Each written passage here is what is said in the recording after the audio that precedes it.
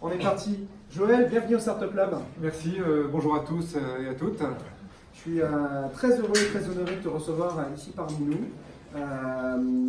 L'idée, c'est qu'on puisse un petit peu discuter de ton parcours en tant que CTO de Talentsoft, mais également avant Talentsoft, ton parcours professionnel, qu'est-ce qui a fait que tu t'es lancé dans une aventure entrepreneuriale.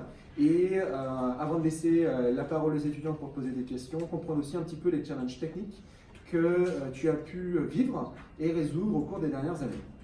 Ok, très bien. Et donc ma première question, c'est comment tout a commencé? Raconte-nous un petit peu ton parcours. Alors pour mon parcours, en fait, moi je suis un entrepreneur tardif. J'ai attendu très longtemps, je vais expliquer aussi un petit peu pourquoi et comment. Donc moi j'ai un parcours d'ingénieur, hein. Je suis issu de l'école des mines, j'étais à l'école des mines de Paris. À une époque, j'ose pas dire quand, parce que ça va vous faire frémir, mais en tout cas une époque où c'était pas très commun déjà de vouloir partir à l'étranger, et c'était encore moins commun de vouloir démarrer une boîte. Donc c'était d'ailleurs même pas dans mon champ lexical, hein. Donc c'était vraiment très très éloigné de mes bases.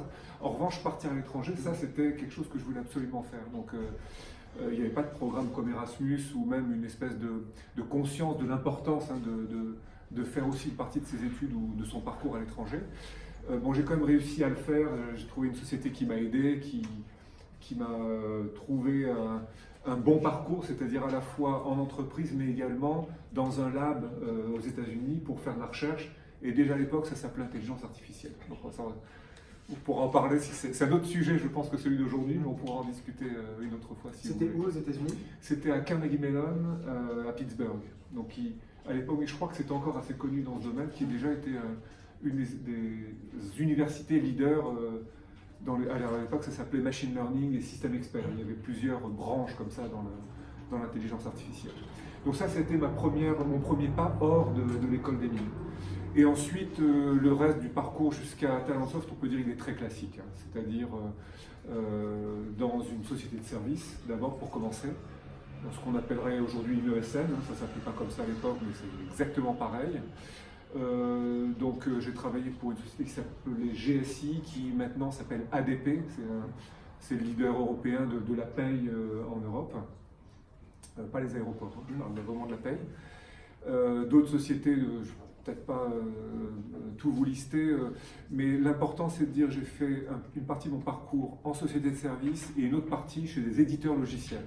Et ça a été un élément déterminant pour moi, c'est-à-dire que clairement, dans le domaine du logiciel, j'ai fait toute une partie de mon parcours en m'apercevant que je refaisais tout le temps les mêmes choses, et une partie dans le domaine du logiciel où je m'apercevais qu'il y avait une forme de capitalisation, mais qui était à 1000 lieues de ce que savaient faire les sociétés de services. Et ça m'a plu tout de suite.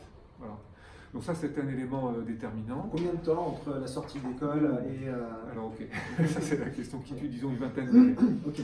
Quand même une vingtaine d'années. Alors entre-temps, il y a plein de choses qui ont changé. D'abord, c'est devenu tout à fait commun de faire un semestre, voire deux à l'international. Hein. C'est devenu très très fréquent et c'est d'ailleurs une très très bonne chose.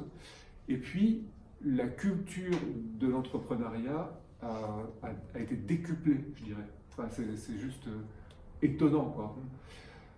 Et déjà, quand j'étais à Carnegie Mellon, il y avait une pratique, il y avait une espèce c'était non dit, mais c'était très courant, que des chercheurs sortent de l'université et montent des boîtes, et vice-versa. C'est-à-dire que des boîtes travaillent avec des chercheurs. Il y avait une espèce de porosité, mais vraiment incroyable entre les deux. Et ensuite, je suis rentré en France, j'ai perdu de vue tout ça parce que ça n'existait absolument pas. Puis on est en train maintenant de le retrouver. On voit chaque école, chaque université qui a soit son incubateur, son facilitateur, des travaux de recherche communs entre des universités et des entreprises. Donc tout ça, c'est devenu vraiment très courant. Donc je suis très content parce que j'ai retrouvé ça finalement de ces dernières années en France. Ensuite, l'autre point qui était extrêmement important pour moi, c'était que j'ai toujours été fasciné par les gens qui arrivent à créer quelque chose à partir de rien. Quand je dis rien, c'est la feuille blanche. Hein. Et j'ai toujours voulu savoir si j'étais capable de le faire. Mon truc, c'était pas de dire oh, je vais réussir une boîte. C'était pas ça. Enfin, si après, mais au début, c'était pas ça. Au début, c'était de me dire ok, je connais les grands groupes, j'ai travaillé dans des ETI, j'ai toujours eu un chef, des collègues, des collaborateurs, une partie où on me disait quoi faire, une partie où c'était moi qui devais trouver, mais jamais à me dire, allez, je me lance dans la piscine d'eau froide et puis je vais regarder ce qui se passe. Et je voulais savoir si j'en étais capable. C'était le premier truc moi, qui m'a motivé. Et alors, franchement, c'est chacun sa motivation. Hein. Je ne dis pas que ça doit être ça l'essentiel, mais par contre, il faut quelque chose. Et ce quelque chose, c'est pas « Ah, je vais faire une boîte, la vendre, gagner de l'argent et me reposer ». C'est pas ça. Parce que ça, c'est un espèce de produit secondaire si ça marche. Mais la première motivation, ça ne peut pas être ça. Donc c'est autre chose. Moi, c'était ce que je vous ai dit, mais il y en a d'autres, c'est changer le monde. D'autres, c'est il y a un problème qui vraiment les ennuie au plus haut point. Ils veulent le résoudre. Ils veulent résoudre un problème. Et puis c'est un problème qui a une valeur, donc une résolution qui a une valeur. Donc ils gagnent de l'argent avec, et puis ça grossit, puis ils trouvent des débouchés, etc. Voilà. Chacun son truc. Moi, c'était ça. Et puis après, j'ai attendu. Alors là, c'est pour ça que moi, j'ai commencé à plus de 40 ans quand même à me lancer. Je ne suis pas sûr que ce soit bien ou pas bien, c'est juste comme ça que ça m'est arrivé à moi. Mais j'en ai tiré des leçons intéressantes. Par exemple, j'ai acquis une expérience avant. Et moi, je vois vraiment tous les profils, parce que je suis dans une situation où maintenant, je passe du temps à aider les boîtes aussi. Donc des boîtes avec des gens tout jeunes, des gens beaucoup plus seniors qui ont vraiment roulé leur noce avant. Et c'est très très différent.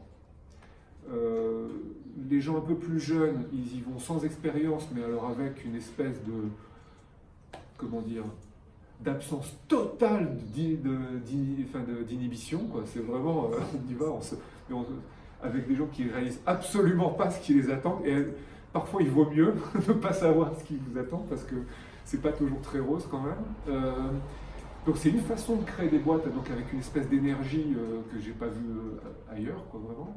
Et puis il y a des gens plutôt comme moi qui savent si ça marche et si ça marche pas, qui connaissent les conséquences. Donc moi j'ai démarré, j'avais quand même déjà 3 enfants, un emprunt à payer, j'étais marié, donc voilà, j'ai vérifié est-ce que ma femme est d'accord pour prendre des risques.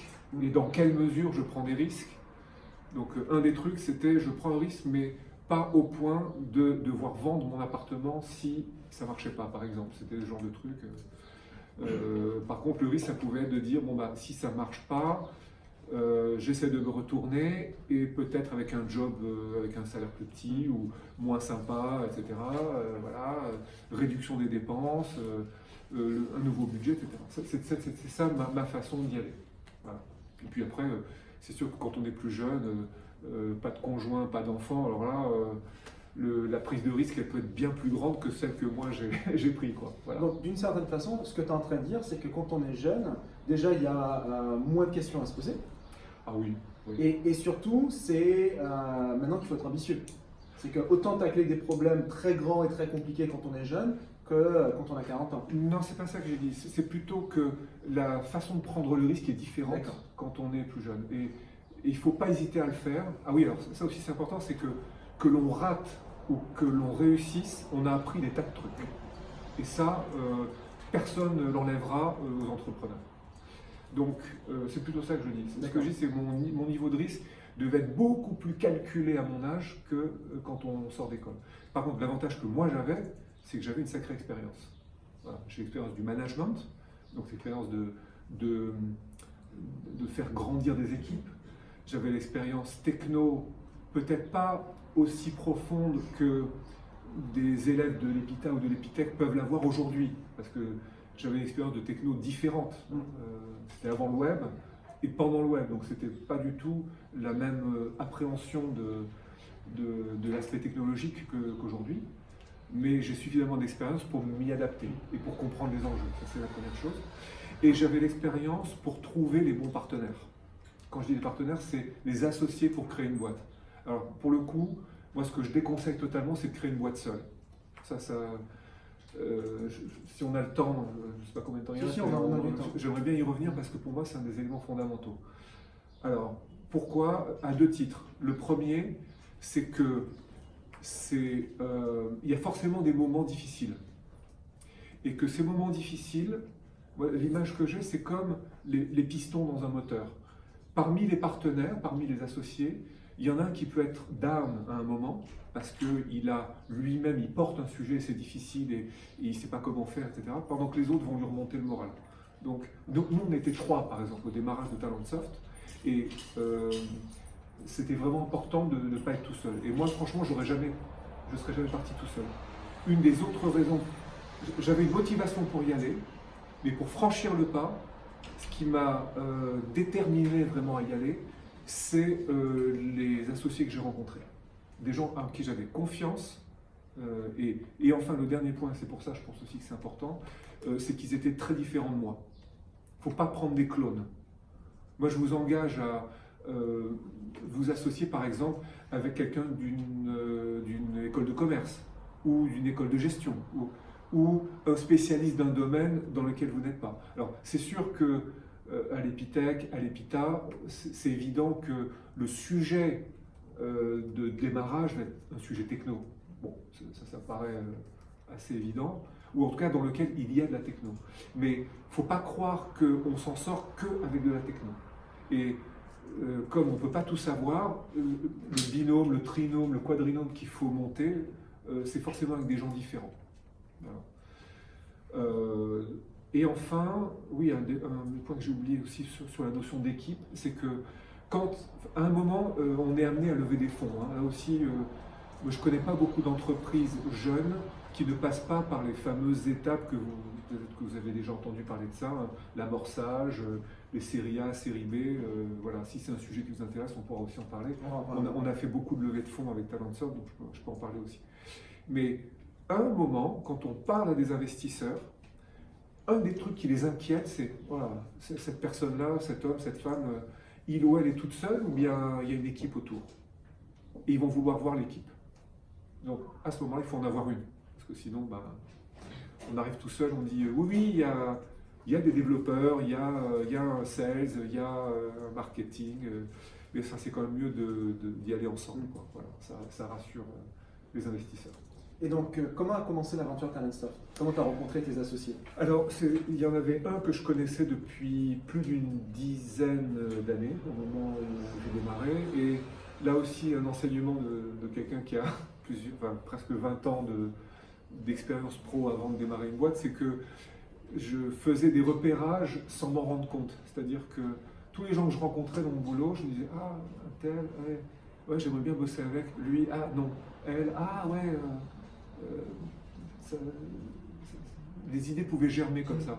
Et donc, Jean-Stéphane, donc la personne que je connaissais, je l'avais rencontré 10 ans avant, et je m'étais toujours dit, voilà, ce gars-là, j'aimerais bien faire un truc avec lui un jour. Et puis, on restait en contact, et puis à un moment, on faisait un déj, tous les nouvel an, on se voyait, puis on se faisait une bouffe. Et puis, on était tous les deux dans notre quarantaine, on se dit, bon, qu'est-ce qu'on fait? On va encore bosser 20 ans à faire un peu les mêmes trucs ou on tente quelque chose de plus rigolo? Et on dit, ouais, ça serait bien de tenter quelque chose de rigolo. Et lui-même connaissait Alexandre, donc le troisième associé, qui lui, bon, je parlerai des profils après. Et chacun se disait, ouais, ça serait pas mal de démarrer un truc, et on a commencé à chercher des idées. Et les idées, c'est forcément... Si, c'est intéressant d'avoir une expérience, c'est que c'était forcément un peu dans la sphère de mes compétences. Alors c'était quoi mes compétences? Et alors là, c'est important de faire des bilans de temps en temps. Donc mes compétences c'était quoi? Le logiciel, les grandes boîtes et les boîtes de taille moyenne. Moi par exemple, je ne connais pas le B2C. Jamais fait de B2C de ma vie. Et je sais que c'est des patterns différents. Que ce soit des patterns business, parfois des patterns techno aussi. Donc moi je connais les entreprises moyennes et grandes, je connais le logiciel. Jean-Stéphane, il connaît les entreprises moyennes et grandes, et lui c'est un business développeur. Hein. C'était la personne qui a lancé Siebel en France et en Europe ensuite. Siebel qui est un outil de CRM. En gros c'était à l'époque, c'est un précurseur de Salesforce pour ceux qui connaissent un peu. Salesforce étant arrivé en SaaS, j'aurai l'occasion d'en reparler d'ailleurs. Et Alexandre, lui, c'était le spécialiste ressources humaines. Il avait fondé une boîte de conseil en ressources humaines. Donc on se dit, entreprise, logiciel, ressources humaines, ok, qu'est-ce qui existe dans ce domaine-là? Et on voit une fenêtre de tir qui est ce qu'on appelle la gestion des talents. Il faut se remettre 10-12 ans en arrière. Le cloud et le SaaS, Software as a Service, est tout juste en train d'émerger aux US. Le DRH, c'est un des directeurs ou des directrices les plus mal servis en entreprise. En gros, c'est celui ou celle qui fait l'administration du personnel, qui fait la paye, il y a 10-12 ans, hein, et qui, en gros, il licencie les gens quand il faut qu'ils partent. Voilà, en gros, son job. C'est encore le cas dans les petites entreprises aujourd'hui, de plus en moins en moins, mais... Non, vraiment beaucoup moins maintenant. Que ce soit les petites, les moyennes ou les grandes, vous allez entendre, si vous avez déjà cherché des stages ou des jobs, vous allez entendre compétences, talents, voilà, le capital le plus important d'une entreprise, c'est les gens. Et d'ailleurs, c'est vrai, hein, c'est pas du tout du pipeau. Une entreprise qui marche, c'est des entreprises qui ont des super équipes. Hein. Cherchez pas, après, on peut tourner les choses comme on veut, au bout du compte, c'est quand même ça. Donc c'est important, la façon dont on recrute, dont on garde, dont on développe les collaborateurs, c'est super important. Et donc on voit émerger ce domaine qui s'appelle gestion des talents, qui est justement ça. C'est comment on rend les gens performants en entreprise. Il y a la notion d'équipe, il y a la notion de performance individuelle, et puis il y a tous les leviers de la RH. C'est quoi les leviers pour développer quelqu'un? C'est le former, c'est l'évaluer régulièrement au cours du temps pour qu'il puisse s'améliorer là où il est moins bon et se renforcer là où il est fort, ou il ou elle, hein, toujours bien sûr. C'est la rémunération. Et puis c'est comment on donne des opportunités professionnelles. C'est ce qu'on appelle la mobilité à l'intérieur d'une entreprise. Parfois c'est à l'extérieur d'une entreprise, parce qu'on ne trouve pas chez soi. Voilà. C'est tout ça les leviers. Donc on a commencé à bâtir un logiciel qui permet de rendre plus efficaces ces process-là. Au début c'était très process-oriented. Et ça a pris tout de suite. Vraiment tout de suite.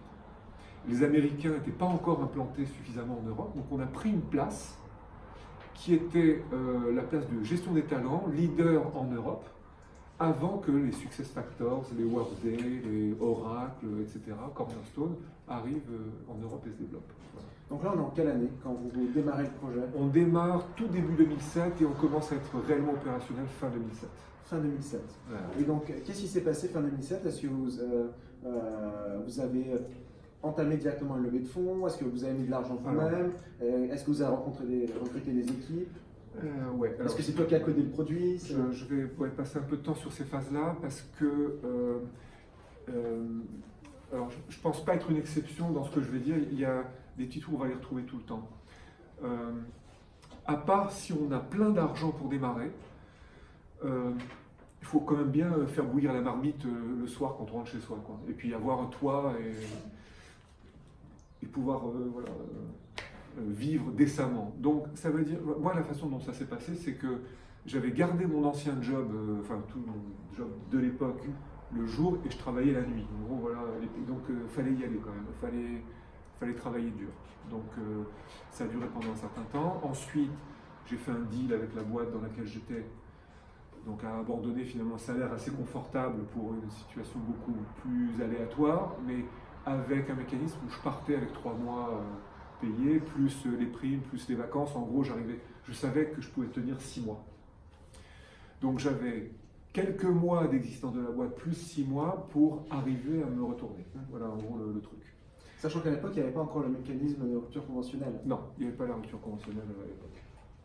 Mais c'est vrai que Pôle emploi, tant qu'on en parle, Pôle emploi est une des aides les plus importantes à l'entrepreneuriat en France. Il faut le savoir. Maintenant, quand on démarre, qu'on n'a pas encore travaillé, on ne peut pas encore aller au Pôle emploi, mais donc c'est un autre mécanisme. Il faut rester chez ses parents ou se faire héberger, bref, trouver comment faire. Mais en tout cas, c'est un point important, c'est comment vivre ou survivre pendant le temps suffisant. Ça ne s'improvise pas, quoi. Il faut préparer aussi avec ses proches. Quand on est tout seul, ça va. Quand on a des proches, on ne peut pas dire « Ah, tiens, au fait, demain je démarre une boîte, oui, j'ai oublié de te dire. » Non, ça ne marche pas comme ça. Hein. Ça se prépare également, il faut l'adhésion des proches. Il ne faut pas y aller envers et contre ses proches. Alors il faut être convaincant, il faut parler de ses aspirations, de ses envies profondes, mais on n'y va pas contre son entourage, ça c'est sûr.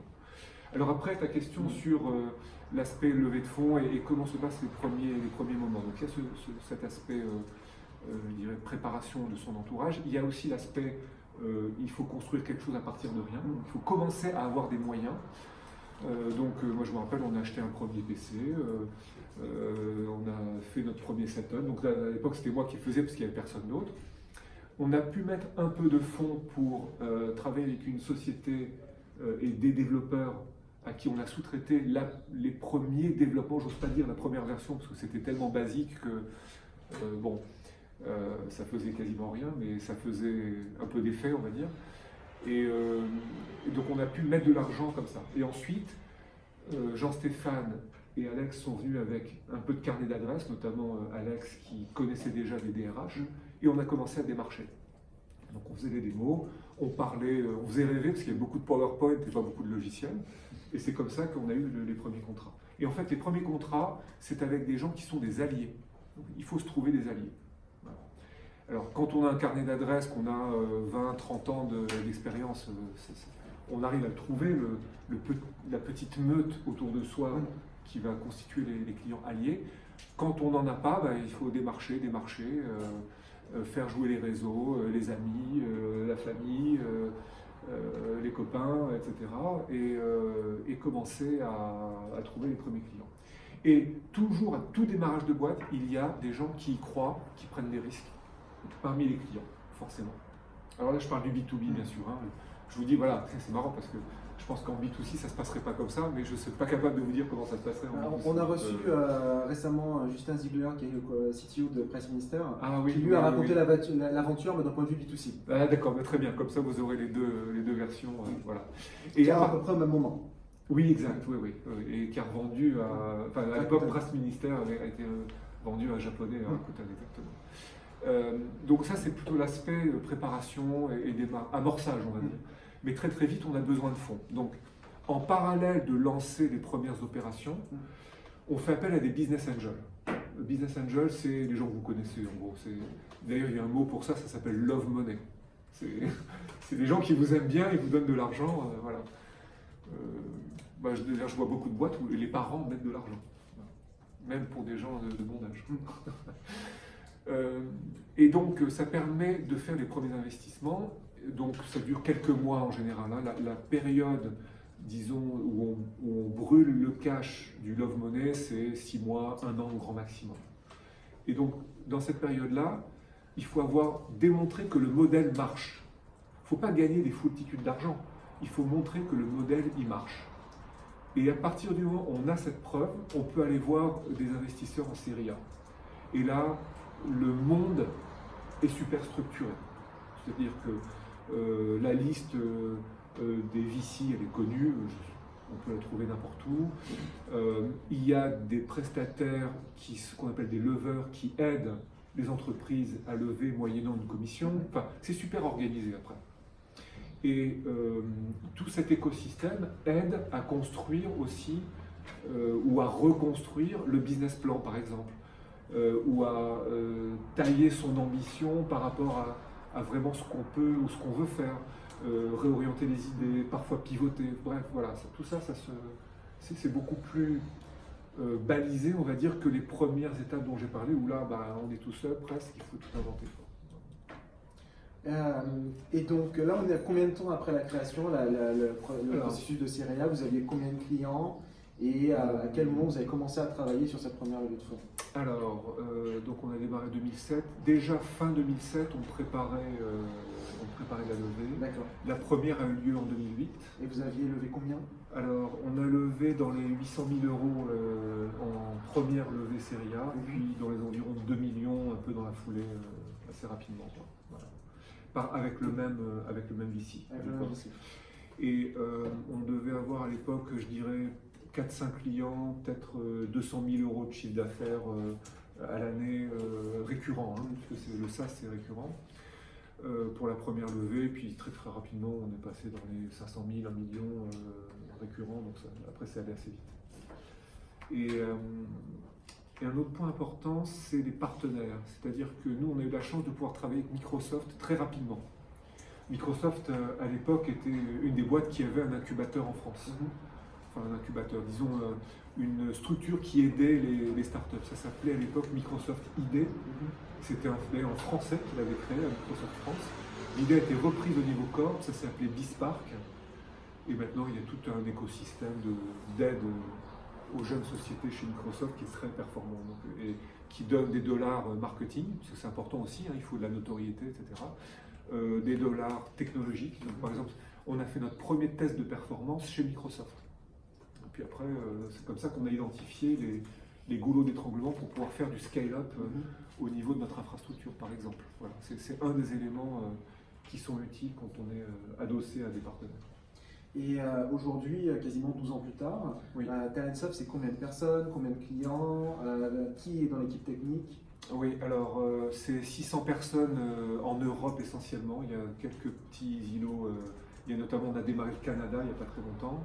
On a des affiliés en Asie, mais disons l'essentiel c'est quand même l'Europe.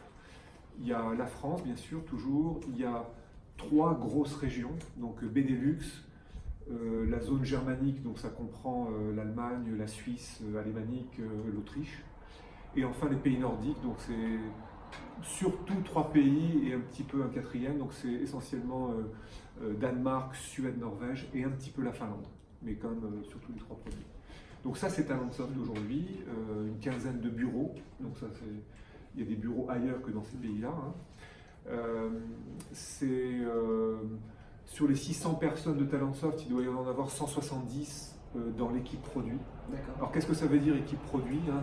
C'est pas que des développeurs, il y a des product owners, des patrons de programme, des UX, des développeurs, des architectes, des lead tech, des QA, des practice managers, etc. Et encore des fondateurs. Et sur la partie technique, moi ce qui m'intéresse de comprendre, c'est comment tu as organisé ton équipe et quels sont les challenges que tu as rencontrés au fil des années, puisque entre les quelques premiers clients alliés du début et aujourd'hui, je ne sais pas combien d'entreprises vous servez, comment s'est passée la progression technologique et comment ton rôle à toi a évolué? Oui, on est passé de 1 à 2000 clients aujourd'hui. En termes de trafic, ça c'est un de nos indicateurs, hein, puisqu'on vend des entreprises et les utilisateurs sont des collaborateurs et des candidats de nos clients. Il y a à peu près, dans les mois, disons, de pointe de l'année, on peut aller jusqu'à 1,2 milliard de requêtes HTTP par mois. Donc il y a quand même pas mal de trafic pour un site B2B, hein, c'est quand même beaucoup. Et donc on n'y est pas arrivé en une fois, on est passé par plein de paliers différents, à la fois en termes d'organisation et de techno et de pratique, de tout. Il y a vraiment plein de changements. Il y avait des époques où on se rendait compte en fait qu'on changeait d'organisation ou d'orientation tous les 3 à 6 mois. Ça fait 2 à 3 fois par an quand même, c'est colossal. Maintenant c'est un peu moins le cas, on est beaucoup plus gros, on va dire, on a des changements importants, allez, peut-être une fois par an, mais à l'époque ça changeait beaucoup. Donc je ne peux pas décrire toutes les étapes, mais les premières c'était clairement voilà, tout le monde dans une salle à peu près de cette taille, avec Jean-Stéphane, Alex et moi-même qui voilà, régulièrement allions voir des clients, faisions des avant-ventes, on revient avec une idée, 2 minutes après les équipes de dev commençaient à les coder, pas de spec, pas de doc, rien du tout, et on poussait en prod comme ça. Ah oui, je copiais en prod, c'est bon, ça, le site a redémarré. Voilà. Donc ça, c'était les premiers pas, avec des étapes successives, avec de la mise en place de méthodes agiles, enfin à la méthode Talentsoft, bien sûr, de pratiques agiles, une structuration beaucoup plus forte de tout le pipeline de mise en production. Aujourd'hui, et là aussi, je n'ai pas le temps de passer par toutes les étapes, mais aujourd'hui, on a de l'infrastructure as code, c'est-à-dire qu'on monte un data center par script. On a des versions de data center. Hein. Donc de temps en temps, on rafraîchit la version du data center pour ajouter des choses. Je ne sais pas, moi, n'importe quoi. Une autre façon de faire du VPN. Bon, ben, ça change les configs, ça change ce qu'on va invoquer comme type de VM ou comme appliance, tout étant scripté et sous forme de logiciel. Hein, donc ça change de version. On utilise des trucs comme Terraform, Puppet, par exemple, pour orchestrer tout ça. Le pipeline pour arriver là est très structuré, avec différentes générations également. C'est-à-dire que les modules les plus récents, ils sont en continuous delivery, c'est-à-dire que les squads en charge du module en question vont, depuis le push d'une ligne de code jusqu'à la production, être responsables de l'ensemble. Avec évidemment des outils fournis par une équipe centrale. Ils ne s'amusent pas à refaire un pipeline chacun d'une façon différente. Et puis il y a ce qu'on appelle le legacy, c'est-à-dire des modules un peu plus anciens, dont certains ont démarré il y a 10 ans, qui sont toujours là et qui fonctionnent toujours, et qui sont toujours en évolution. Où là on a des mises en prod plus classiques avec des zips qui sont poussés dans des environnements de qualif, testés, validés, et où le push en production se fait avec des scripts maison, parce qu'à l'époque, il n'y avait pas tous les outils qu'on a aujourd'hui. Voilà un peu le spectre. Vous voyez, c'est des choses qui ont énormément évolué, et plus le temps a passé, et plus les fonctions de support au sein de l'Agile Factory, l'équipe dont je m'occupe, ont été importantes. Au début, il n'y avait pas de QA, après il y en a eu. Mais des QA dans les lignes, intégrés au squad de développement.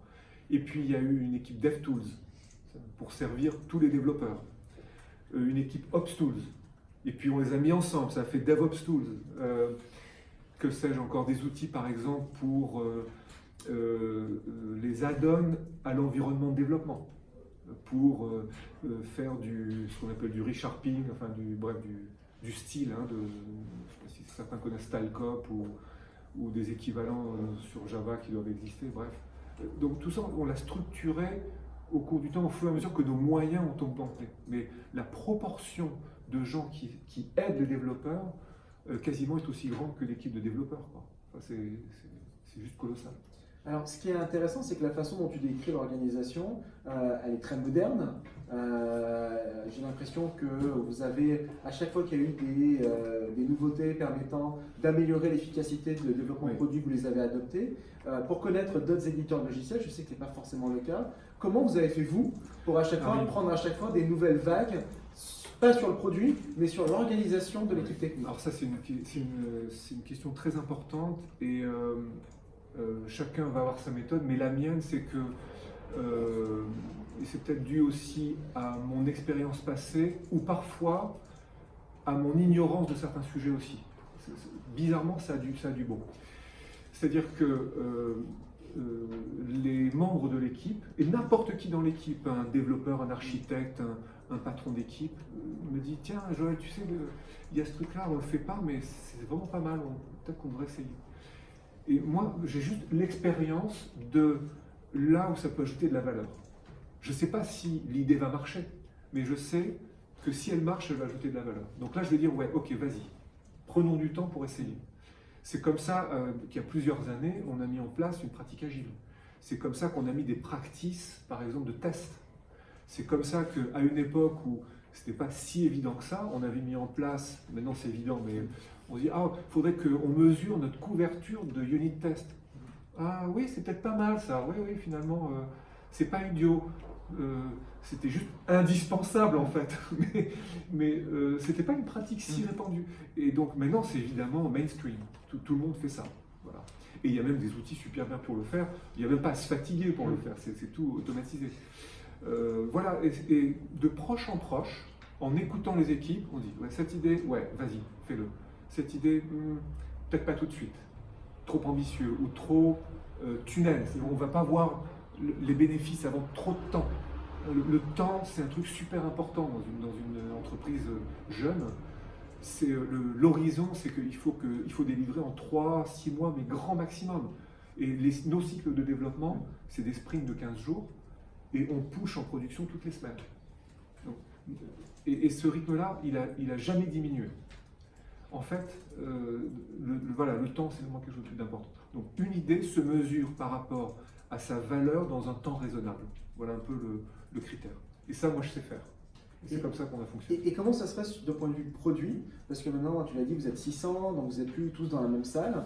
Comment vous avez réussi à gérer le fait de garder votre capacité d'innovation ou votre vélocité d'innovation tout en augmentant de taille? Ce qui est toujours un point critique pour les startups, c'est d'arriver à garder cette flamme initiale par rapport au produit du début? Là, c'est une question difficile, parce qu'il n'y a pas de bonne méthode, et il y a forcément à un moment une perte d'énergie, une perte d'efficacité due juste à la taille. En fait, l'organisation idéale, c'est tout le monde travaille ensemble. Mais c'est juste pas possible à 170. C'est juste pas possible.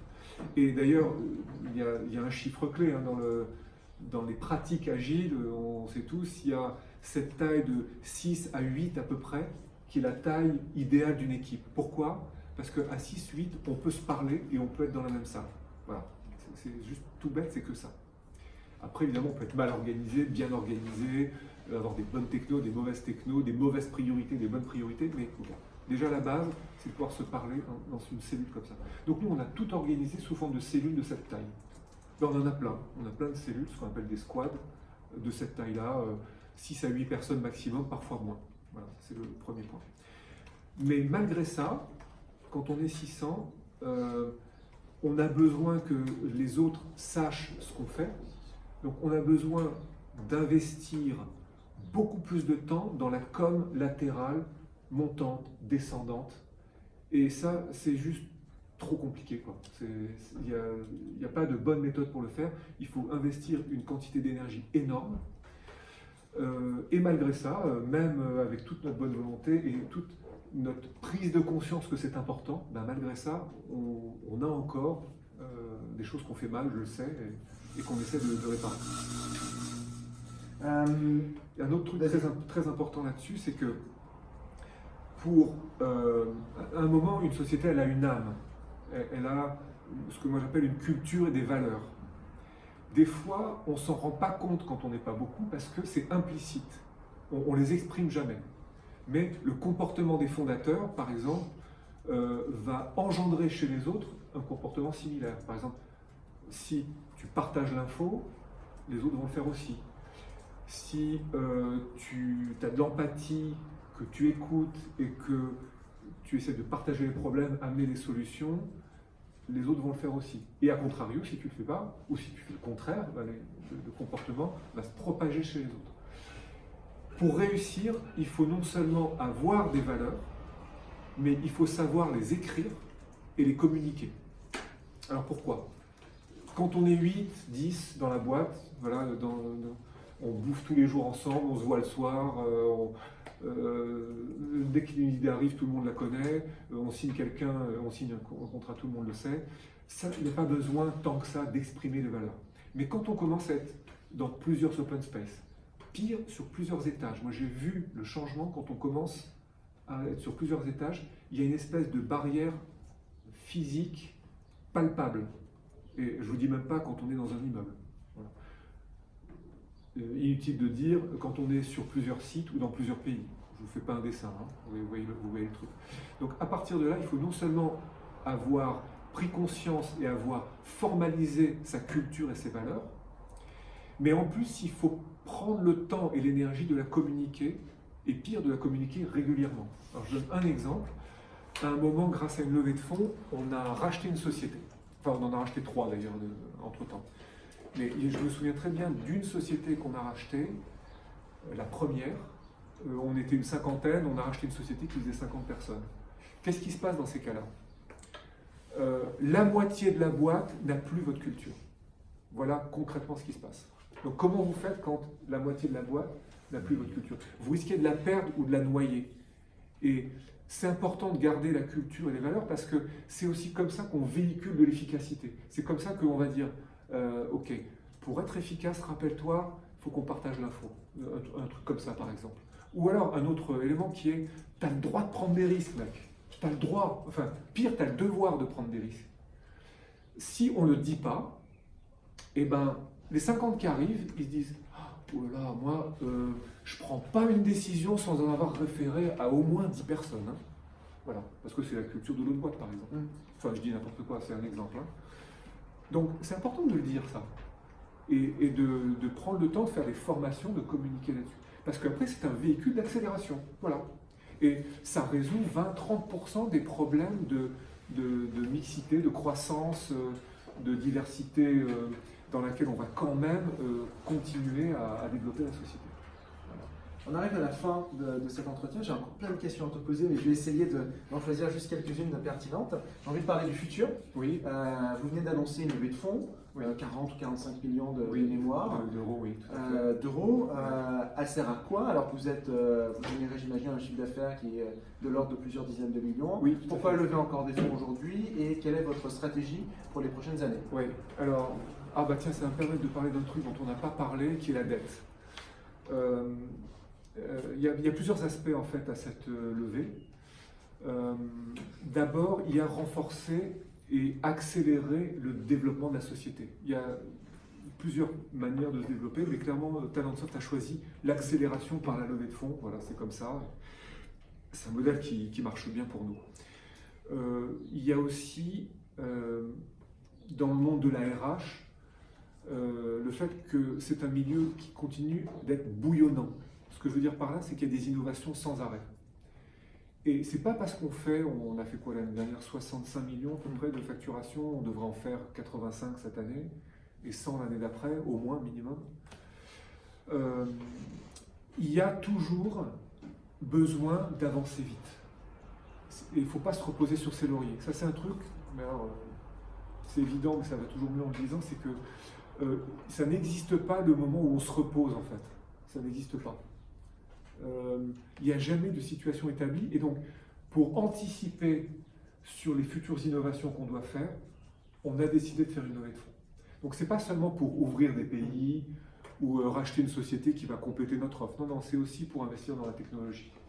Et ça me permet de parler de la dette, c'est que il y a forcément des longues périodes de fuite en avant ou d'accélération très forte dans une start-up parce qu'il faut occuper des positions. Et celui qui gagne, c'est celui qui est le premier sur ces positions-là. Donc, il ne sert à rien de faire le meilleur produit du monde. Ce qu'il faut, c'est faire le meilleur produit qui est adopté par la plus large communauté le plus rapidement possible. Donc, la conséquence, je ne vais pas vous l'expliquer à vous tous, vous avez dû entendre ce truc-là 1000 fois, c'est que ça crée de la dette technique. D'accord ? Donc, la bonne méthode pour gérer la dette, c'est de la gérer tous les jours un petit peu. Mais nous, il y a eu des modules où on ne l'a pas fait tous les jours un petit peu. Donc on a des rattrapages à faire, c'est ce qu'on fait d'ailleurs actuellement. Donc on a engagé une partie de ces fonds, mais pas beaucoup, hein, mais juste ce qu'il faut pour régler une partie de notre dette qui va déclencher des innovations en fait. Je ne rentre pas dans les détails du quoi, c'est pas utile ici, mais ce qui est important, c'est de dire que la résorption de dette crée de la valeur, parce que ça crée des nouvelles fonctionnalités, par exemple. Ça crée des choses qui n'étaient pas possibles avant, qui le deviennent. Et bam, en quelques mois, on est capable de sortir des nouvelles choses. Voilà un peu l'idée. Et enfin, comme toujours, on est toujours à l'affût d'opportunités de rachat. Et dans ces conditions-là, on a l'argent, et s'il y a une opportunité qui se présente, on est capable de réagir. Et derrière, est-ce qu'il y a des volontés, par exemple, de rentrer en bourse, puisque vous avez des investisseurs qui veulent aussi récupérer leurs sous? C'est quoi un peu vos plans sur l'avenir et jusqu'où vous êtes prêt à aller?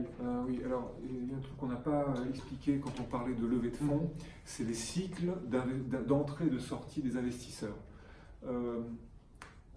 Il y a des produits d'ailleurs qu'on peut acheter dans une banque de détail qui s'appelle des FCPI. Derrière, il y a des fonds, ça s'appelle des fonds communs de placement à innovation, pour l'innovation, qui sont des cycles qui en général ont une durée de vie de 5 ans.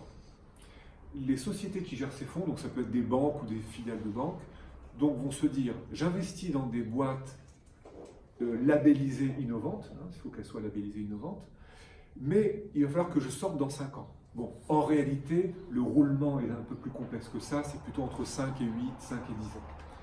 Mais quand un investisseur rentre, il a déjà l'idée de sortir dans les 5 à 8 ans, disons, pour faire simple. Alors, après, il y a plusieurs mécanismes. Soit, au bout de 5 à 8 ans, l'ensemble des actionnaires vendent, voilà. Et ce qui est beaucoup plus fréquent d'ailleurs, c'est que les actionnaires se remplacent les uns les autres.